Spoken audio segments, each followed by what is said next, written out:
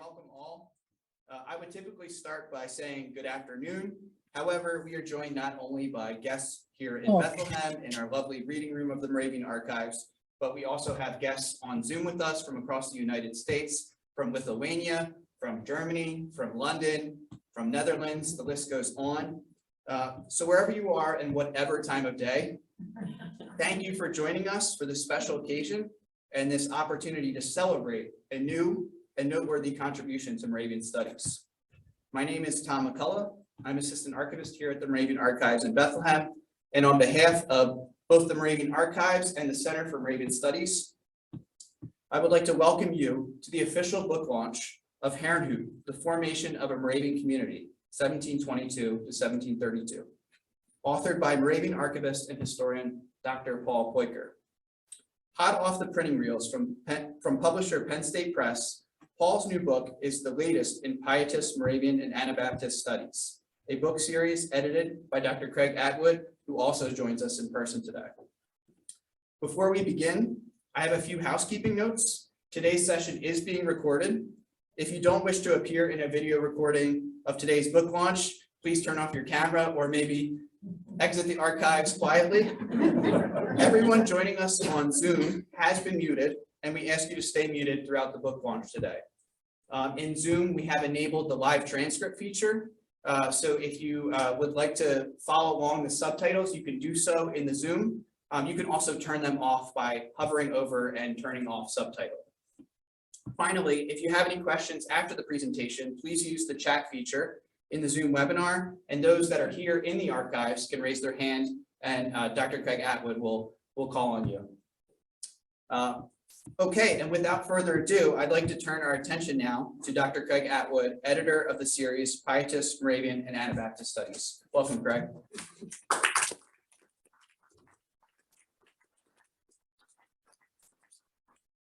Thank you, Tom, and what a wonderful occasion. It is so nice to be able to gather again in person with the addition of everyone on Zoom, and it is my pleasure to be here. Of course, with Tom trying to get the thumbs up, it reminds of the old joke of the pastor going up and hitting the microphone and saying, "Is this thing on?" and the congregation responding, "And also with you." Episcopalians get that one a lot better than Moravians. I want to welcome you on behalf of the Center for Moravian Studies and the Moravian Archives, which are co-sponsoring this event, and with gratitude to Penn State University Press for their work on this wonderful book. I'm going to be introducing Paul, but most of you know Paul, and I'm not going to read his extensive CV. I make it a little more personal. There's still chairs. Paul Peucker is one of the great treasures of the modern Moravian world. His contributions are to the Moravian Church, to scholarship, especially to this institution of the archives, and it has been it's one of my most important professional relationships is working with Paul through many years. And it was such a delight to have a role in the production of this wonderful book.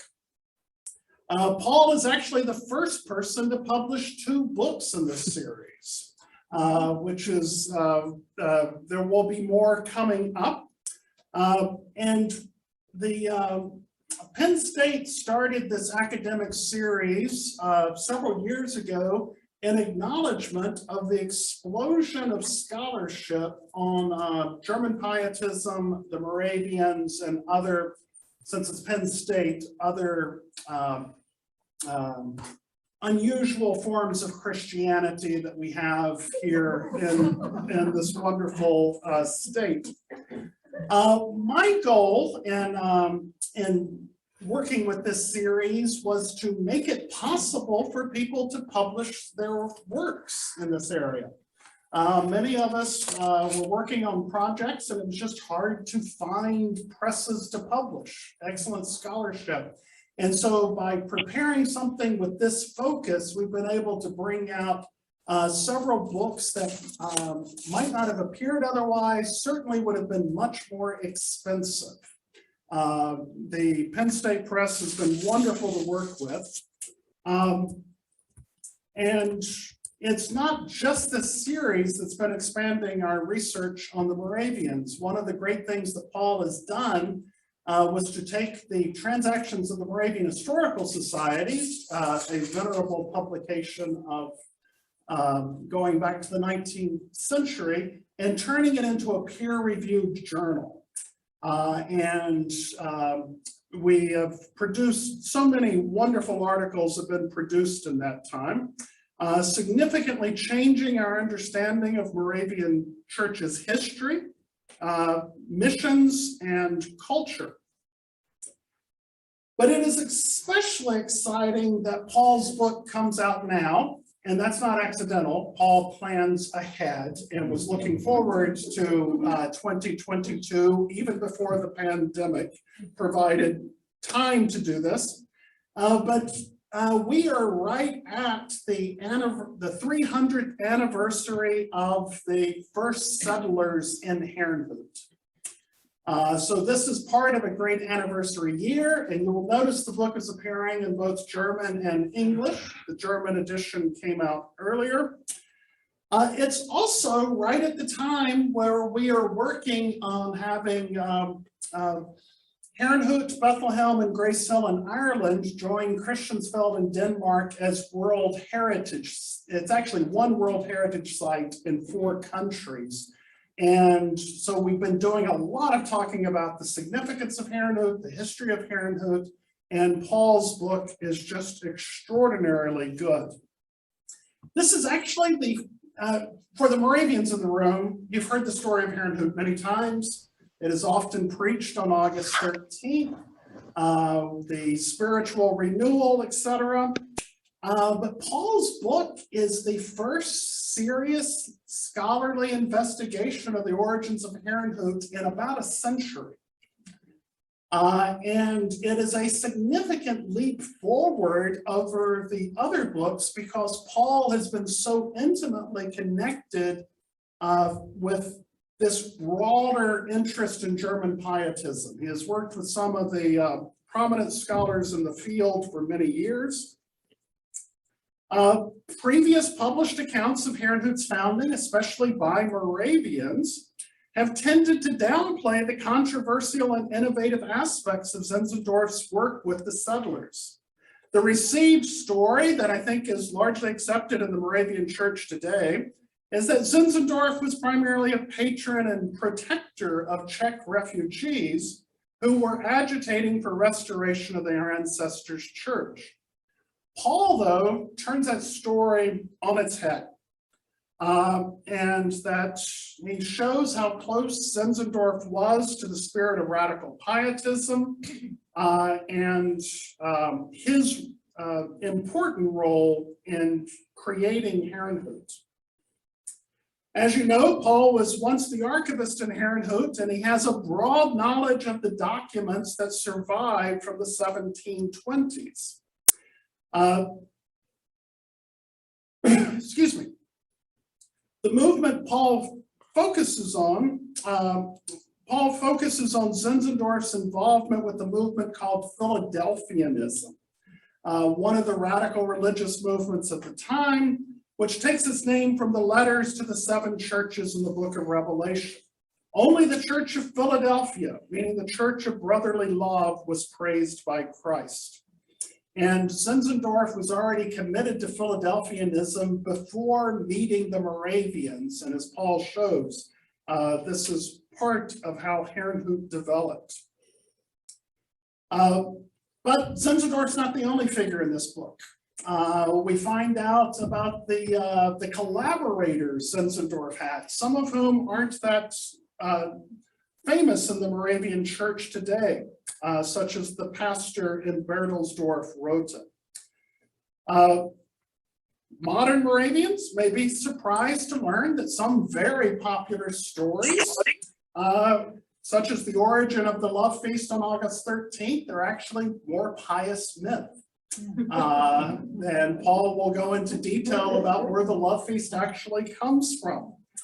Perhaps the most challenging discovery that Paul made is that it was not the Moravians, the Czech refugees, it was Senzadora who pushed for the restoration of the Unitas Fratrum. Senzadora introduced Comenius's account of the Unitas Fratrum to the Moravians, who knew very little about it. But the most important aspect of Paul's book is the way he investigates his sources critically rather than simply accepting statements at face value. He shows that Senzadora often downplayed his own actions in order to highlight divine agency, making Herrnhut seem more miraculous than it really was. Senzadora also wrote differently to different audiences. As a trained lawyer, he was very cautious about revealing some of the more radical nature of Herrnhut. Now, Paul is such a fluid writer, this book reads at times like a novel. Actually, today I read it for the third time, having read the manuscripts, and it is just a truly engaging book. And so I don't want to give away any spoilers, and we'll be hearing from Paul now, but I just want to say that Paul's research challenges the claim that the modern Moravian Church is an organic continuation of the old Unitas Fratrum. But he demonstrates convincingly that Senzadora was innovative, theologically, socially, and liturgically. I think we owe Paul a debt of gratitude for expanding our understanding of the creation, not only of Herrnhut, but the modern Moravian Church. I'll turn it over to Paul.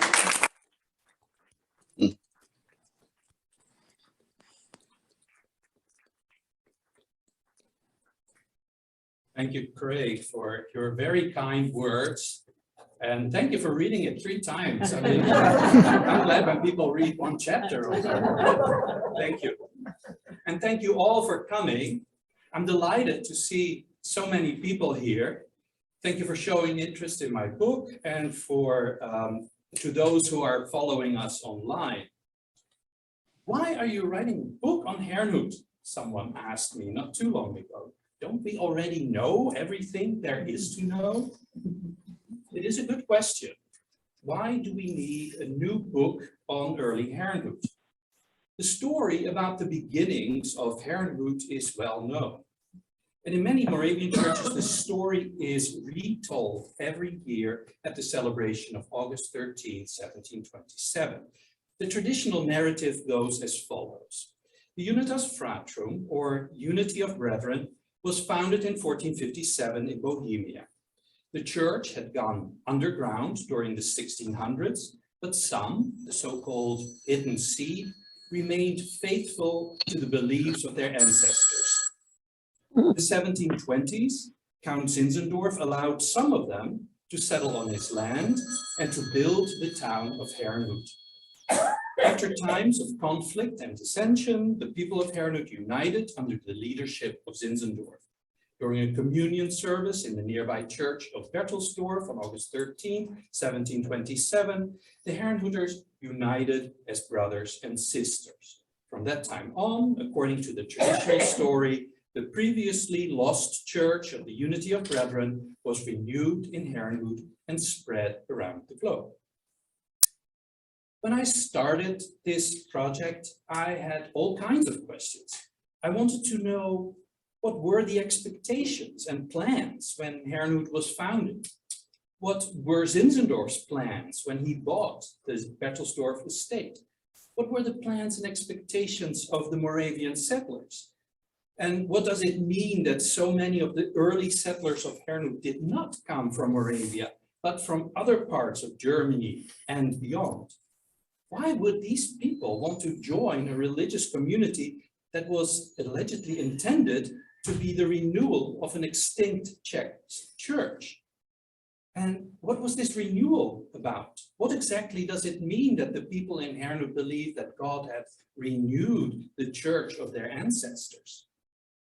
I thought there were plenty of unanswered questions that made it worthwhile to take another look at the early history of Herrnhut, and by doing that, at the beginning of the early Moravian Church. There's still seats in the front. This book is not the history of a local town. It is the history of the origins of a worldwide religious movement. That explains why someone in Bethlehem wrote a book on early Herrnhut. It is really a book on the origins of the Moravian Church. My goal was to have the book ready in time for this 300th anniversary of Herrnhut on June 17, 2022. And I thank Penn State Press for making that possible. The interesting thing about the Herrnhut movement is that it was very successful.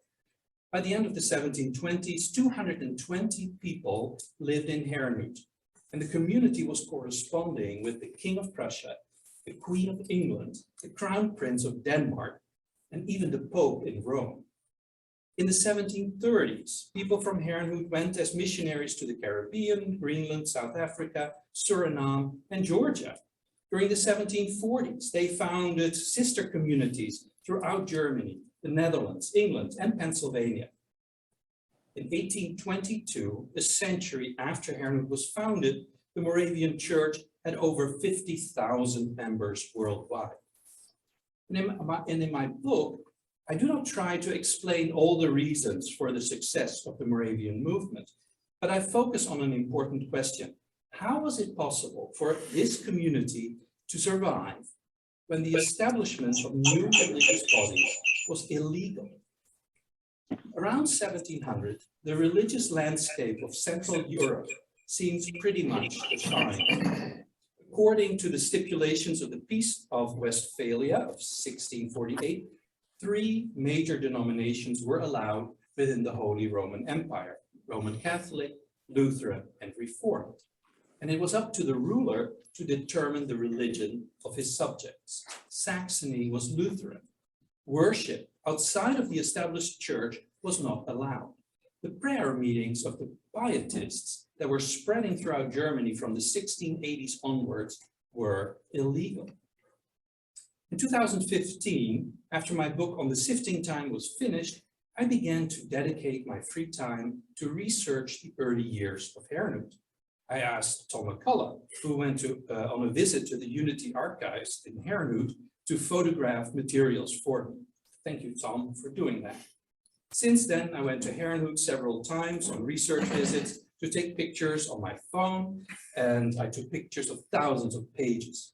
And sometimes I would ask Olaf Nippe at the Herrnhut Archives to quickly send me a scan of an urgently needed text. In 2019, I had a 3-month sabbatical that I used to write a large portion of the book. And I'm grateful to the board of directors of the Moravian Archives to give me this sabbatical, and to all of my co-workers at the archives for filling in for me during this time. Herrnhut, and Craig said that, Herrnhut was in no way the work of Senzadora alone. In the first chapter, I introduced the major players. Christian David, the Roman Catholic carpenter from Moravia, who traveled all over Central Europe to find true religion. Melchior Scheffer, the Lutheran pastor, who longed for church reform and gave Christian David a new spiritual home. Andreas Roten, the talented Lutheran minister who had declined so many calls because he did not think he was ready to be a pastor, until he met Zinzendorf and heard about the plans for a Christian community on the Bertelsdorf estate. I talk about the Brotherhood of Four that oversaw the plans for Herrnhut, and I explain that this brotherhood, despite its name, also included women. Women were important in early Herrnhut. They provided funding, they founded schools, they formed prayer groups, and they preached. I discuss the ideals and plans of these early people. Zinzendorf and his friends can be called Philadelphians. They believed that the established churches of Europe were degenerate. The churches had developed doctrine that was far removed from the original apostolic teachings of the Bible, and the denominations were focused on their theological differences rather than what united them. True believers, Zinzendorf and his Philadelphian friends believed, were found throughout all ages and throughout all traditions. Based on their reading of the Gospel of John, the Philadelphians defined true believers as characterized by their brotherly love. These Philadelphians were trying to connect with other true children of God and to prepare for the establishment of Christ's church on earth. Some Philadelphians refused to form new organizations, fearing these new organizations would turn into sects, just like the existing churches. Others believed they needed to gather in groups, establish certain rules, and to make visible the true church of Christ. Zinzendorf and his friends belonged to the latter group. They wanted to form a community of true Christians regardless of their denominational affiliation. I personally like many of the ideas of the Philadelphians. I like that they focus on mutual love as the most important characteristic of a believer, and they emphasize the active aspect of faith. They consider theology the work of man, and they call doctrine opinions. They want to be tolerant, but they are also willing to call out the government and the religious establishment of their day. I think Christian David and the Moravian refugees arrived at the right moment. Zinzendorf and his Philadelphian friends were eager to help anyone who suffered because the government tried to suppress their freedom of conscience. They also gave refuge to the Schwenkfelders, a persecuted Christian group from Silesia who lived on Zinzendorf's estate until 1732. Unlike the Moravian refugees, the Schwenkfelders were told to leave Saxony. They left for Pennsylvania, and until this day, we have friendly relations with our colleagues at the Schwenkfelder Library in Pennsburg. I took a closer look at the Moravian settlers and found that most Protestants had left Bohemia and Moravia much earlier, during the years immediately following the Battle of White Mountain in 1620, when the Protestants were defeated. The people who came to Herrnhut came a century later. By that time, I found, based on new literature on Protestants in the Habsburg lands, most Protestants in Bohemia and Moravia had only limited knowledge of the doctrine, practice, and history of the unity of brethren. Their faith was a generic Protestant faith. They read whatever Protestant literature they could get hold of, and they didn't care if it was a Lutheran book, a Reformed book, or something from the old unity, as long as it was not Roman Catholic. I just switched to my phone. This denominational indifferentism worked very well with Zinzendorf's Philadelphian ideas. He did not force the Moravian settlers to become members of the Lutheran Church. In other places in Saxony, where religious refugees from Bohemia or Moravia settled, they had to become Lutherans and obey to the Lutheran Church authorities. I was interested to find out more about the disagreements and division that took place in Herrnhut in 1726 and 1727. I studied the correspondence with Johann Sigmund Krüger, the self-appointed prophet who caused so many of these problems and who eventually was placed in a mental institution in January of 1727. But although Krüger was labeled mentally ill, his criticism was accepted by Christian David and eventually also by Zinzendorf himself. Krüger had warned the Herrnhuters not to become part of the church at Berthelsdorf. Zinzendorf's response was to introduce the brotherly agreement. The brotherly agreement defined Herrnhut as a separate religious body outside of the Lutheran Church and administered not by ordained ministers, but by lay people, according to what they considered the original message of the Bible. Soon after the introduction of the brotherly agreement, the well-known events of August 13, 1727 happened. I wanted to get a better understanding of this religious revival. I found that there was a buildup of religious fervor during the summer of 1727. And in the midst of this religious fervor, Zinzendorf made a discovery that changed everything.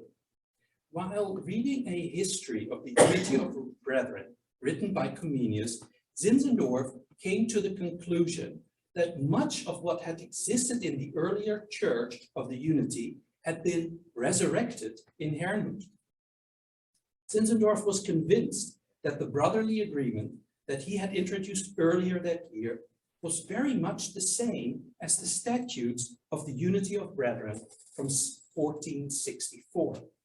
He read Comenius's work and translated it from the Latin for the people in Herrnhut. And when he came to Comenius's plea from the Book of Lamentations, where it says, "Renew our days as of old," it dawned on him that God had indeed renewed the old church in Herrnhut. Zinzendorf believed God had used him as an instrument when he compiled the brotherly agreement that was, allegedly, almost identical with the statutes of the Unity of Brethren. In chapter 4, you will read the details about how Zinzendorf translated Comenius in, let's say, a creative way in order to create the strong suggestion that what had existed in the Unity of Brethren was identical with the organization of the Herrnhut community. And this is the first time that Zinzendorf's translation is discussed in a publication. My favorite chapters to work on were the chapters on life in Herrnhut and the beliefs and ideals of the community. The section I started to write was the section on musical life in Herrnhut, which was rich from the very beginning. Zinzendorf's next door neighbor in the apartment building in Dresden, where he lived during these years, was the organ builder Clem. Clem built the organ for the Bertelsdorf Church and decided he wanted to live in Herrnhut. He and his wife, however, got disappointed about life in Herrnhut, and they decided to emigrate to Germantown in Pennsylvania. He later rejoined the Moravians and is buried here in Bethlehem on God's acre. This was one of the many connections between the history I was writing about a community in Germany and the town of Bethlehem here in Pennsylvania. From my desk at my home in West Bethlehem, I was able to see the buildings on Church Street, and I realized none of those buildings would be there if it was not for the events taking place in Herrnhut in the 1720s. These chapters shed new light on the origins of Moravian worship. There's an interesting parallel between the house worship that the Protestants in Moravia were used to and the prayer meetings of the German pietists. You will read, Craig mentioned it already, that the origins of the love feast probably did not happen the way we've always been told. An intriguing part for me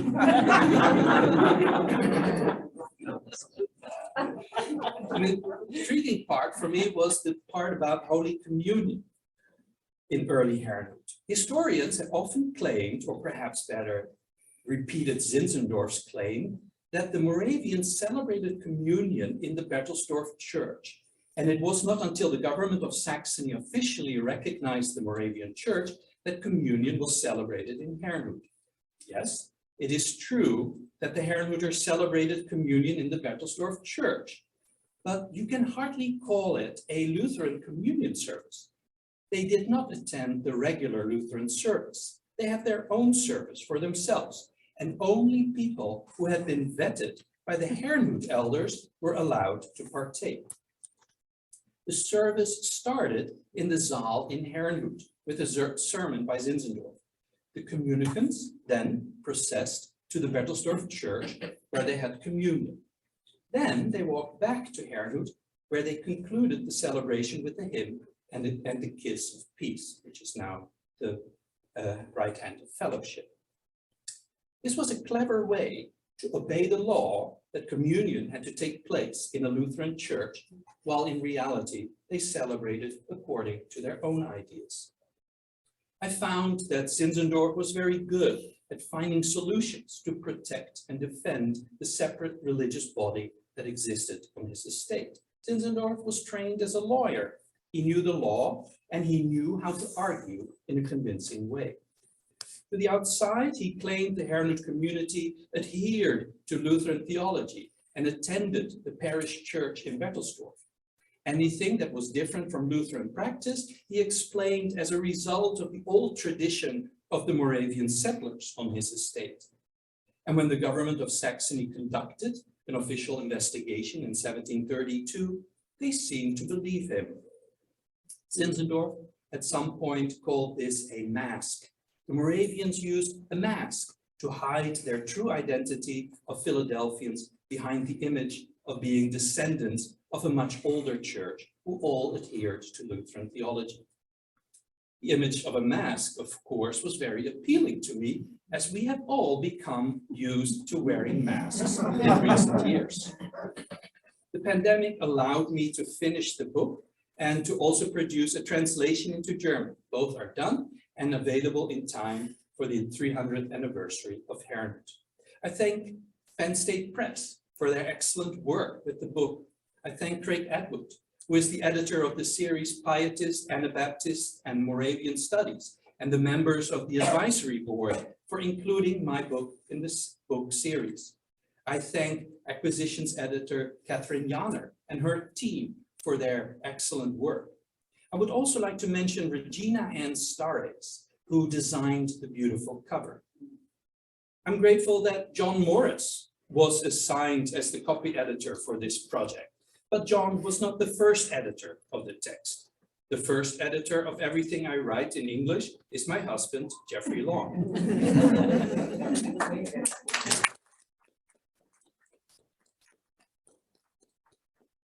And he knew what was coming at him when I told I was writing another book. Thank you, Jeff, for correcting hundreds of pages. I thank my co-workers at the Moravian Archives for supporting me and for preparing for this event. Kelly and her husband Joe drove out to State College through a terrible rainstorm with tornado warnings to pick up the book from the publisher. And when we sold out of these, Tom McCullough arranged for his mother-in-law, Kim Wismer, to pick up more books.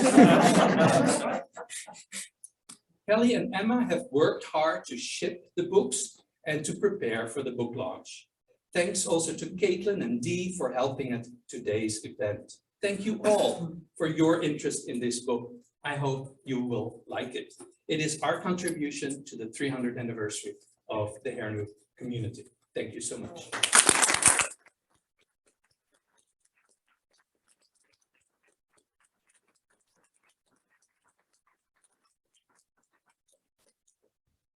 We have time for a few questions before we adjourn to the food and drink that is in the gallery. I open up the floor to your questions. You're still reeling from the shock over the love face thing. Yeah, Tom. I have a question. This is Tom McCullough speaking. Paul, you set out to write a book about the origins of the worldwide Moravian Church and the formation of Herrnhut. Were there any very unexpected finds along the way that you'd like to share? Yes, there are always these facts that you find and are interesting. For example, this book mentions the first altar call in recorded history, and I think the American Protestants are familiar with the phenomenon of an altar call. Well, in 1727, Pastor Rote had an altar call in his Lutheran church in Bertelsdorf, where he asked the truly pious to come up front and sign a document that they adhered to certain rules. And I looked it up and I couldn't find any older altar calls. Another interesting thing was the creation of a whole new word. So in Germany, there is the Grimm dictionary that is like the Oxford English dictionary in English. The Grimm dictionary has all the words in German. And when I was translating the brotherly agreement, there was a word in there, Glücksbeutler. Glück is luck, and Beutler has to do with a pocket. And I looked it up in the dictionary, it was not in the dictionary. I Googled it. I did find a reference in Grimm. And Grimm said, tried to explain what that was and gave as a source the brotherly agreement. And then when I looked at the text of the brotherly agreement that I was translating, and I had an older version and I compared the two, the word was not Glücksbeutel at all. The word was Glücksbudener, and Glück again is luck and Bude is a booth. These are guys at a fairground that sell lottery tickets. So the reading mistake of a scribe in Herrnhut made it to the Grimm Dictionary of German language, but the word is non-existing. Thank you, Paul. Yes, Vicky. Thank you for the book, for the wonderful book, and I think you will be debating it for years and decades to come. Now, you mentioned that Moravians were Philadelphians. Were there other Philadelphians, and who might be some of the more important ones, or were they the only Philadelphians? No, the Philadelphian movement was quite popular in Germany, and that had started much earlier. So the Philadelphian Society in London was in the 1680s, 1690s. The German radical pietists really liked these ideas, and many of the radical pietists had similar ideas. Many of those, however, were not willing to form communities, because they said, as soon as we form a community, then we become a sect or a denomination ourselves. But they were certainly not alone. And the Moravians in Herrnhut were trying to reach out to these other Philadelphian groups throughout Germany. Yes.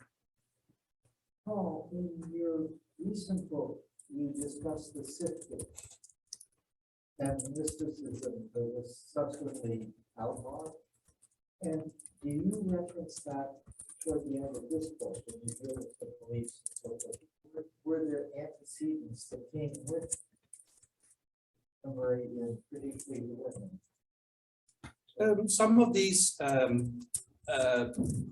some of the mystical language you can already find in early Herrnhut. So the mystical language about the blood of Christ and to be, like a bee close to Jesus' side, all that is really typical mystical language that's much older than the Moravians. So you can find that also in early Herrnhut, but it was not as prominent as it was later on in the 1740s.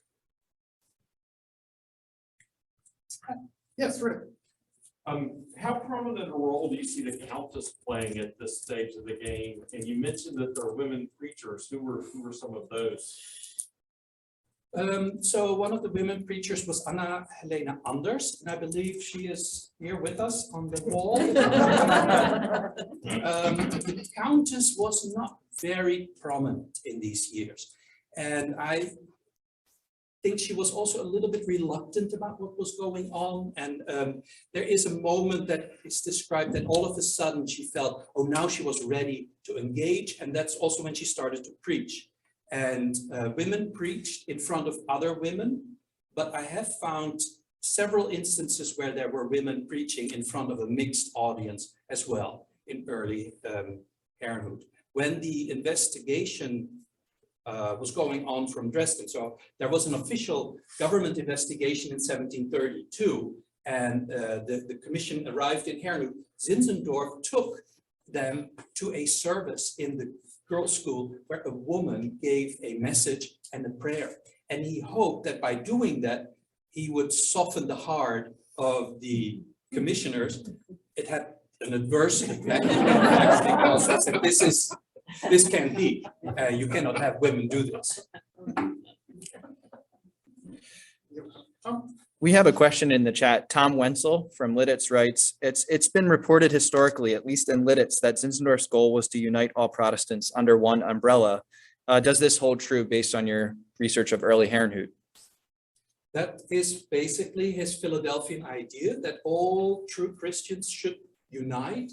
But Zinzendorf, I don't think that he really wanted to abandon all the churches.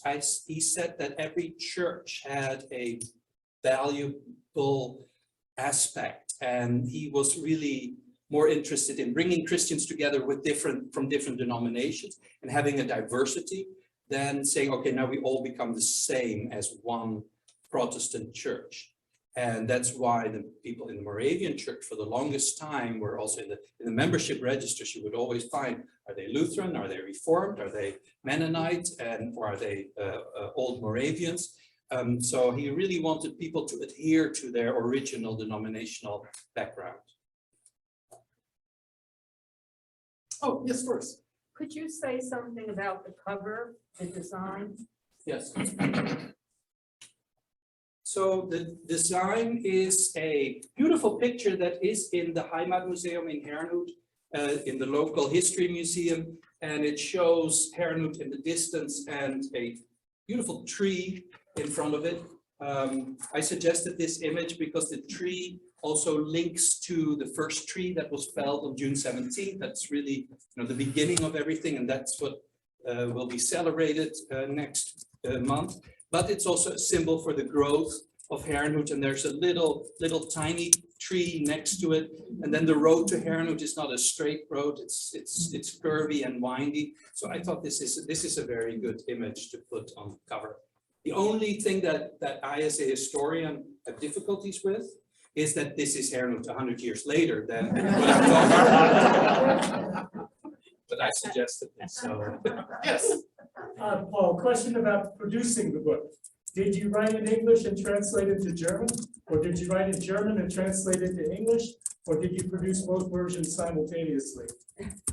I wrote it in English, but whenever I had footnotes that I translated, I kept the German original so that I didn't have to go back and look all that up. So I made special notes to keep that because I knew I was going to then translate it into German.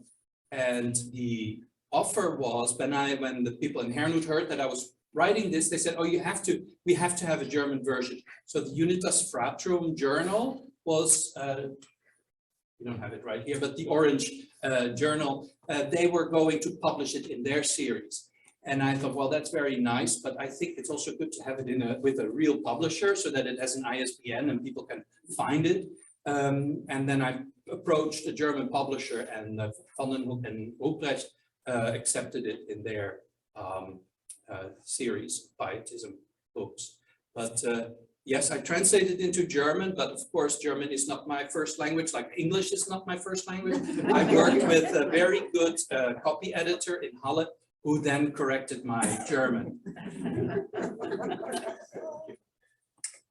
Yes, Vanessa. You mentioned the cruciality of the primary sources that you use from your archive work. How much of these sources were never examined before?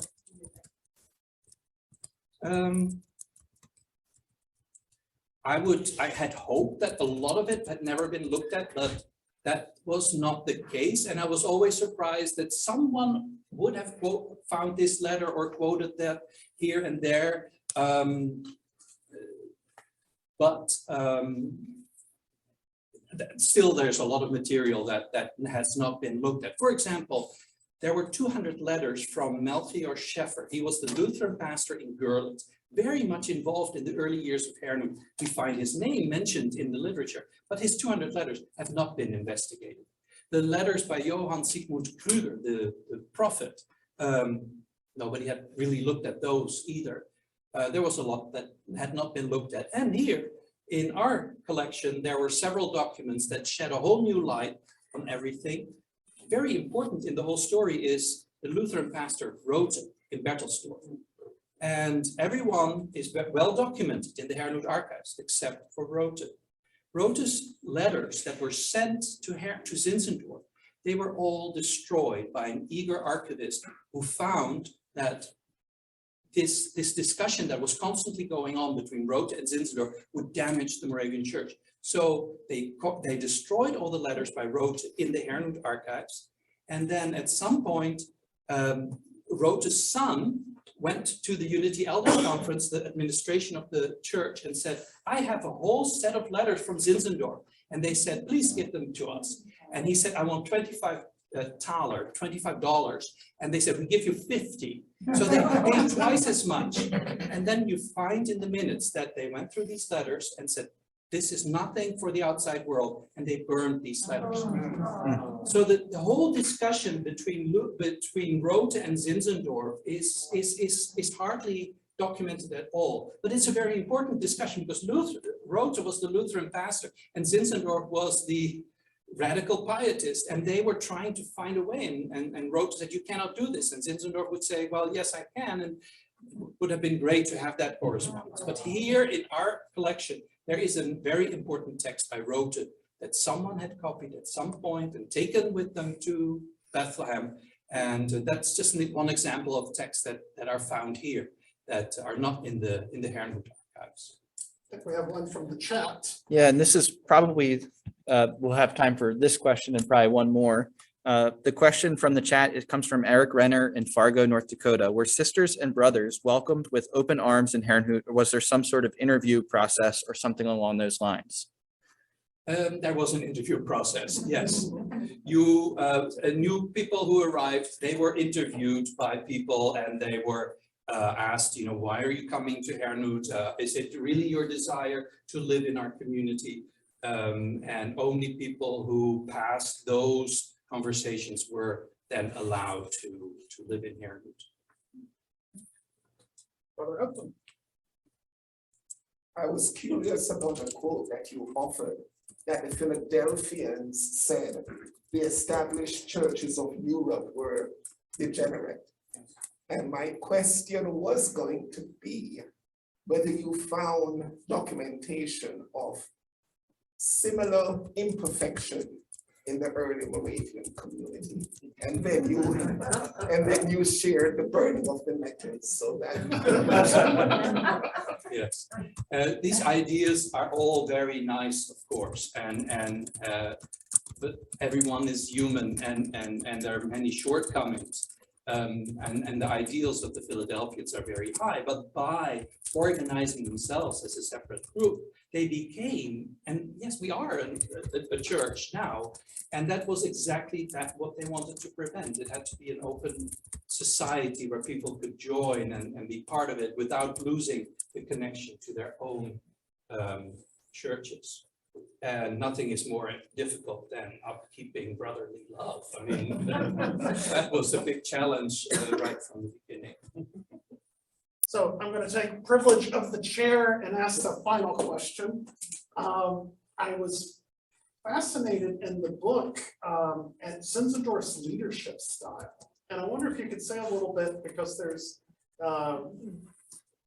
as a nobleman, there are times when you would expect him to be very aristocratic and he can be really rough on Rhoda. And then there's other times where he's remarkably open, like with dealing with Kruger, for instance. Yes, yeah, that's a very good point. So Zinzendorf was a nobleman, very strong-willed, and he could be that, and he was that for a lot of the time. But then he was also very absent during long periods of time. So this problem with Kruger, when Kruger came to Herrnhut, Kruger was the prophet.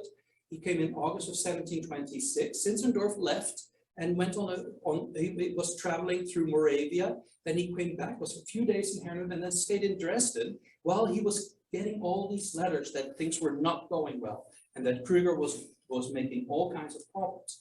And then Zinzendorf stays in Dresden and writes something about we have to be patient with him. I think it's connected to his Philadelphian ideas, because as a Philadelphian, Zinzendorf believed he could not change someone's conviction. And people had to adhere to whatever they believed, which I think is also contradictory, because there were also very strict ideas about what the teaching was in Herrnhut. But then Zinzendorf was absent for a very long time, and others could deal with the problems. So he was often very contradictory in his leadership style. But then, his church bench would fall over and he could get a bad temper and church service because he was disrupted in his contemplative mood. I can appreciate the cinnamon. I want to thank you all for coming. I want to thank Paul, not only for today, but for writing the book. And why don't we end with a round of applause and